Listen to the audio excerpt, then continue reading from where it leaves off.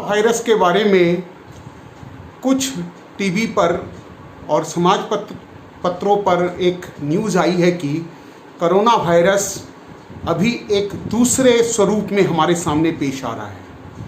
ऐसा बताया गया है कि इसमें बहुत ज़्यादा तेज़ दर्द होता है और पैरों के अंदर जो अंगुलियां होती हैं, पर्टिकुलरली जो पैरों की अंगुलियां होती हैं, वहाँ पर चक्के चक्के दाग होकर सर्कुलेशन होकर जैसे गैंग्रीन के पैच हुए काले काले धब्बे दाग हो जाते हैं और बहुत भयंकर दर्द होता है। आंखें लाल हो जाती हैं और सूंघने की क्षमता हमारी ख़त्म हो जाती है और हम बेहोश हो जाते हैं, कन्फ्यूजन हो जाते हैं। जी नहीं, ये कोरोना के लक्षण हैं, मगर तो ये पहले स्टेज के लक्षण नहीं है। ये उन लोगों में पाया जाता है जो लोग बहुत ज़्यादा रूप में संक्रमित हो गए, या ये वैसी स्टेज है जब आदमी को आईसीयू की दरकार पड़ती है और आईसीयू में भी हमें उनको वेंटिलेशन देना पड़ता है, यानी ऑक्सीजन की बहुत कमी हो गई। इसलिए इसको आप इस रूप में पढ़कर सुनकर संक्रमित मत होइए, डरिए मत, आशंका में मत रहिए। ऐसे कोई लक्षण भी अर्ली स्टेज ऑफ कोरोना के अंदर नहीं आते हैं। अर्ली स्टेज ऑफ कोरोना के लक्षण होते हैं बुखार आना, कभी कभी तेज़ बुखार आ जाना, हल्की सूखी खांसी, शरीर में बहुत ज़्यादा कमजोरी और शरीर में दर्द, हल्का गले में दिक्कत खाने पीने में और सूखी खांसी। साथ में सबसे इम्पॉर्टेंट बात है सांस लेने में कष्ट। सांस लेने में कष्ट ये बहुत बड़ी बात है, और भूख नहीं लगना, वीकनेस हो जाना। तो ये लक्षण हमारे लिए इम्पॉर्टेंट है। और नाक के जो सूंघने का कारण है वो कि कोई भी वायरस इन्फेक्शन होने से, नाक के अंदर होने से, नाक या मुंह के अंदर जो टेस्ट है वो वहाँ जो नर्व्स होती हैं वहाँ पर वो रहने से उनको वो ब्लड कर देते हैं, उन पर चिपक जाते हैं, जिससे उनकी सेंसिटिविटी जो जिस ढंग से वो एक सूंघ सकते हैं या टेस्ट कर सकते हैं वो हर वायरल रोग में हो जाता है। इसमें ऐसा कोई खास बात नहीं। और ये जो अब लक्षण होते हैं ये क्यों होते हैं?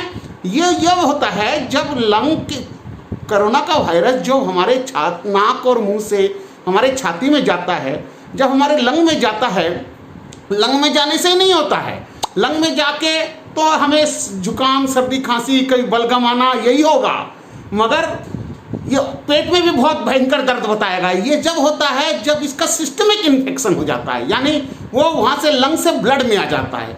ब्लड में आने से क्या होता है, हीमोग्लोबिन से, जैसे कल मैंने आपको बताया, हीमोग्लोबिन को तोड़ देता है और हीमोग्लोबिन को तोड़ देने से आयरन अलग हो जाता है और फेरेटिन अलग हो जाता है।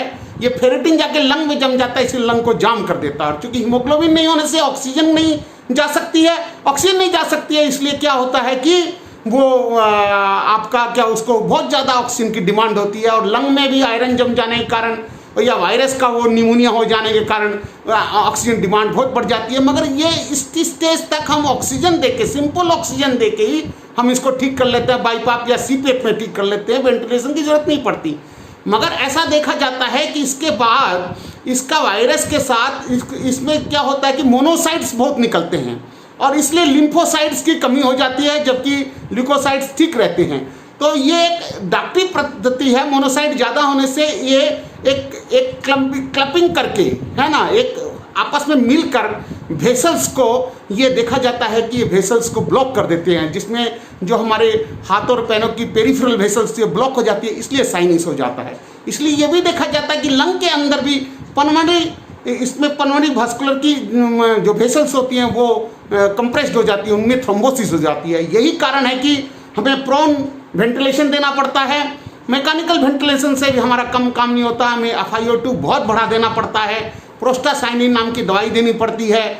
और ये जो ARDS के फीचर हैं दूसरे ARDS के फीचर से गलत होता है, जिसमें स्टेरॉयड का भी कोई बहुत ज़्यादा रोल नहीं होता। ये डॉक्टरी भाषा की बात है। मूल बात मैं आपको ये बताना चाहता हूँ कि आप डरिए मत।